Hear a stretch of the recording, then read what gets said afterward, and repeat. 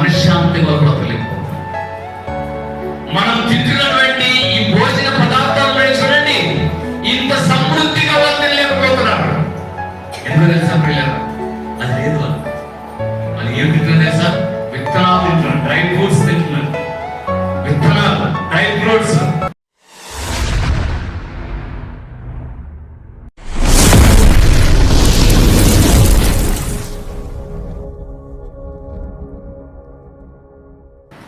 ఒక విషయాన్ని మనం నేర్చుకోవాలి. ఏంటో తెలుసా? ఈరోజు ఆ విషయం ఏంటో తెలుసా? ఏది శాశ్వతం? లోక ధనమా, దేవుని రాజ్యం? దేవుడు కృషిస్తున్న వారిని తృప్తిపరుస్తానంటున్నాడు, కృంగినటువంటి వారిని కూడా ఏం చేస్తానంటున్నాడు? ఆయన నింపుతానంటున్నాడు. అనగా ఈ సిచ్యువేషన్ లో, ఈ పరిస్థితుల్లో దేని మీద మనం ఆధారపడాలి? దేనికి ఎక్కువ మనం ప్రయారిటీ ఇవ్వాలి? ఎక్కువ మనము దేని మీద మనము ఒక ఫోకస్ పెట్టాలి?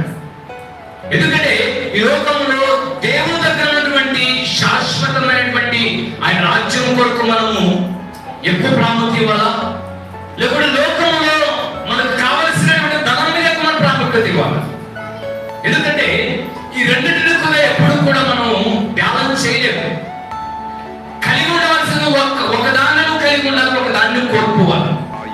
ఎందుకంటే ధనమన్నది కోల్పోవాలి, దేవుని రాజ్యంతో శాశ్వతంగా జీవించినట్లయితే ఉండేది. ఈ రెండింటిని కూడా కలిసి నేను జీవిస్తానంటే ఏ మాత్రం కూడా అవి రెండింటి కూడా టాలీ కావు.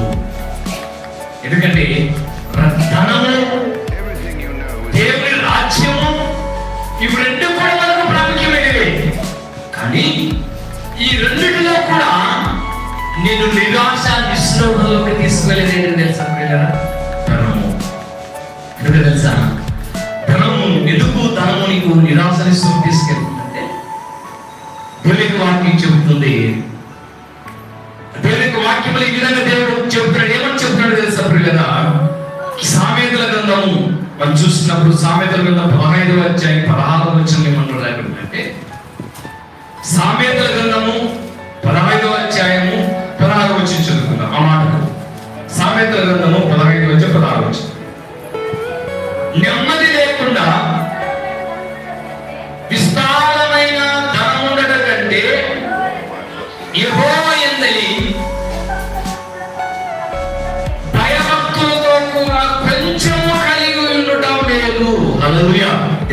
ఎందుకు నువ్వు ధనము మీద ఎక్కువ మక్కువ చూపొద్దంటున్నాడు దేవుడు అంటే, విస్తారమైనటువంటి నెమ్మది లేకుండా విస్తారమైన ధనం ఉండటం కంటే యెహోవా యందలి భయభక్తులతో కూడినటువంటి జీవితం నీకు చాలు. ఎందుకో తెలుసా? విస్తారమైనటువంటి ధనము నీకు కనుక ఉన్నట్లయితే నీకు నిద్ర రాదు, నువ్వు సమాధానంగా ఉండవు. విస్తారమైన ధనము నీకు ఉన్నట్లయితే ఈరోజు 100% చెప్పగలుగుతున్నాను. 100% చెప్పగలుగుతున్నాను. విస్తారమైన ధనం ఉన్నటువంటి ప్రజలు, భూమి మీద ఉన్నటువంటి ప్రజలు మనమున్నంత మనశ్శాంతిగా బ్రతకలేకపోతున్నాం. మనం తింటున్నటువంటి ఈ భోజన పదార్థాలను చూడండి, ఇంత సమృద్ధిగా వర్తిల్లేకపోతున్నారు. ఎందుకు తెలుసా పిల్లలు? అది లేదు. అది ఏం తింటున్నారు తెలుసా? విత్తనాలు తింటున్నారు, డ్రై ఫ్రూట్స్ తింటున్నారు. విత్తనాలు, డ్రై ఫ్రూట్స్. ఒక పూట ఖచ్చితంగా ఒక ఉపవాసం ఉండాలి. ఎందుకంటే వాళ్ళ శరీరం సహకరించదు. డాక్టర్ గారు చెప్తారు, ఎందుకో నీవు ఈ రోజు ఉపవాసం ఉండాలి, లేకపోతే ఇది ఇంతే తినాలి. నీకు పరిమి తింటే, నీకు పరిమి తింటే ఎక్కువ తింటే నీ శరీరం అయిపోతుంది, పాడైపోతుంది. అందుకొరికి బైబిల్ గ్రంథంలో ఆల్రెడీ దేవుడు రాయించాడు, విస్తారమైన ధనము నీకు ఉన్నట్లయితే నీ జీవితంలో ఏమవుతావు? నిన్ను నీవు శ్రమపరచుకుంటావు, నిన్ను నీవు ఆదరణకు తీసుకెళ్తావు. అందుకొరికి ఈ సామెతలు నెమ్మది లేకుండా విస్తారమైన ధనం నీకు ఉన్నట్టు. ధనం ఉంది కానీ నెమ్మది లేదు, శాంతి సమాధానం లేదు. డబ్బు ఎక్కువ పెట్టుకోవాలి, ఎవడో చెప్పబోతున్నా తెలియదు, ఎక్కడికి వెళ్తున్నా పరిస్థితి తెలియదు.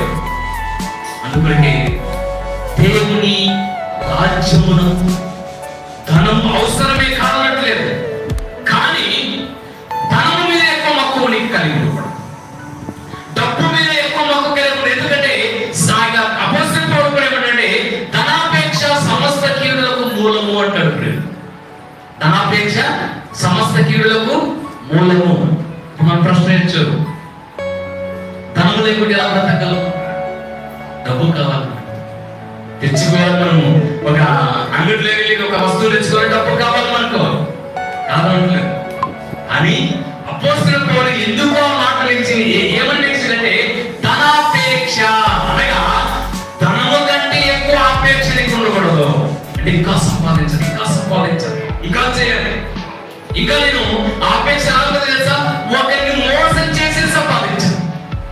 ఆపేక్ష నీకు అపోస్తలుల పౌలు ఆ కాంట్రిబ్యూషన్ లో చెబుతారు అన్నమాట. ఆపేక్ష లాగా తెలుసా, నీకు నీ కుటుంబాన్ని సంపాదించడం ఉండాలి కాదంటే, కానీ ఆపేక్ష ఉందే, ఆపేక్షను ఏం చేసి తీసుకొస్తాం. ఎందుకు తెలుసా ప్రియులా, దేవుని రాజ్యమునకు ధనమునకు ఉన్నటువంటి వ్యత్యాసం ఏంటో తెలుసా? ధనం కనుక మన దగ్గర ఉన్నట్లయితే ఆపేక్ష ఆటోమేటిక్ మనకు వచ్చేస్తుంది. ఇంకా ఎక్కువ కావాలి, ఇంకా ఎక్కువ కావాలి, ఇంకా ఎక్కువ కావాలి. అందుకొరకే ధనమునకు ఎక్కువ ప్రయారిటీ ఇవ్వద్దు. నీ దగ్గర ఉన్న సంపదకు ఎక్కువ ప్రాముఖ్యత ఇవ్వద్దు. నీకున్నటువంటి ఆస్తి అంతస్తులకు ఎక్కువ ప్రాముఖ్యత ఇవ్వద్దు. ఎందుకంటే దేవుని రాజ్యమునకు ఎక్కువ ప్రాముఖ్యత ఉంది బైబిల్ గ్రంథంలో. ధనమునకు ఎక్కువ ప్రాముఖ్యత ఇచ్చిన వారు దేవుని కార్యాలను చూడలేరు. వాళ్ళు ధనముకు ఎక్కువ ప్రాముఖ్యత ఇచ్చిన వారు దేవుని యొక్క శాశ్వతమైన రాజ్యంలోనికి ప్రవేశించుకున్నట్లు ఇక్కడికి ఇంకా స్టాప్ చేయబడ్డారు. ధనముకు ఆశపడిన వారు వాళ్ళ యొక్క కుటుంబ వ్యవస్థతో కూడా రోగాలు పాలైనటువంటి పరిస్థితులకు వెళ్ళిపోయారు. కారణం ఏంటి తెలుసా? దేవుని రాజ్యమునకు వెళ్ళడానికి ధనం వెళ్ళిపోయి తెలుసా, ఆటంకం కలిగింది. అందుకే ప్రభు ఇవ్వడం తెలుసా, దేవుని రాజ్యమునకు ఆటంకంగా ఉన్నటువంటి దేవుని ముందు దాన్ని ఏం చెప్పాలో తీసివేసుకోండి. ఎవరు తీసివేసుకో? క్రీస్తులు దేవుని బిడ్డలు, క్రైస్తవులు దేవుని బిడ్డలు.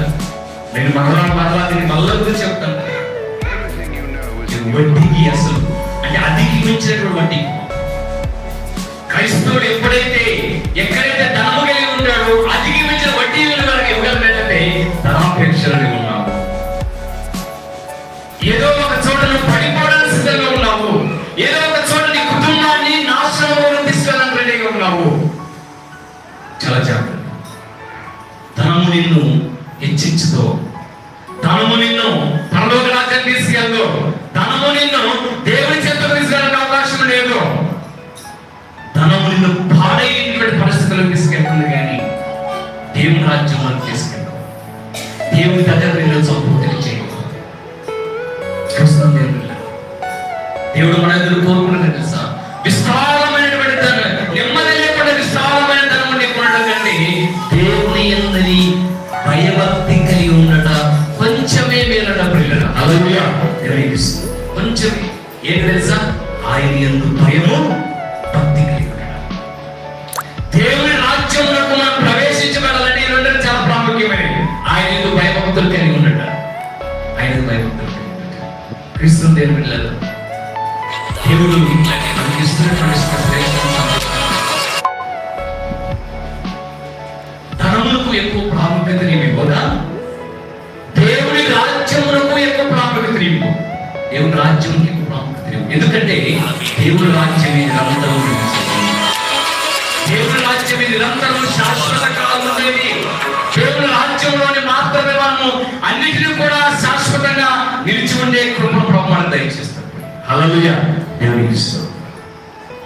క్రీస్తు దేవుని బిడ్డలారా, దేవుని రాజ్యము ఎలా ఉంటుంది అని మనం ఆలోచన చేస్తే ఏది ముఖ్యమైనది మనకు తెలిసినట్లయితే ఈ ధనం గురించి మనకి ఆటోమేటిక్ గా అర్థమైపోయింది. ధనం ఎక్కువ కలిగి ఉన్నట్లయితే, నెమ్మది లేకుండా ఉన్నట్లయితే మన జీవితాలు ఏదో మనం కోల్పోతాం. దేవుని దగ్గరకు వెళ్ళడానికి అవకాశం మనకు లేవు. అందుకొకే మనం భక్తులు ప్రార్థన చేస్తాం. సామెతల 38 ఏమంటారంటే, ప్రభువా నీ దగ్గర ఏం చేస్తున్నాడు? 2 మనవులు చెప్తున్నారు. 2 మనవులు చేస్తారు. ఏదో మనవులు 2 మనవులు చేస్తారు. నాకు తక్కువ ఇయ్యద్దు, ఎక్కువ కూడా ఇయ్యద్దు. ఎందుకంటే ఒకవేళ తక్కువ ఇచ్చిన ఎందుకు తక్కువ ఇచ్చామని చెప్పేసి నేను ఎక్కువ ఇచ్చినామనుకో నీవెవడో అని చెప్పేసి నేను ఏం చేస్తాను, నిన్ను పూజిస్తాను. అంటే చక్కటి ప్రార్థన.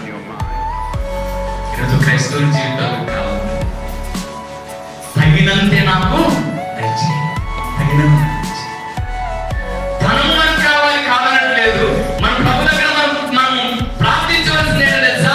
నాకు ఎంతైతే కావాలో అంత నాకు దయచేయి, నాకు ఎంతైతే కావాలో అంత దయచేయి. హల్లెలూయా, దేవునికి స్తోత్రం. కృష్ణ దేవుని ఎప్పుడైతే ఆ విధంగా మనం ప్రార్థన చేస్తామో ఖచ్చితంగా దేవుడు మనం బ్లెస్ చేస్తాం.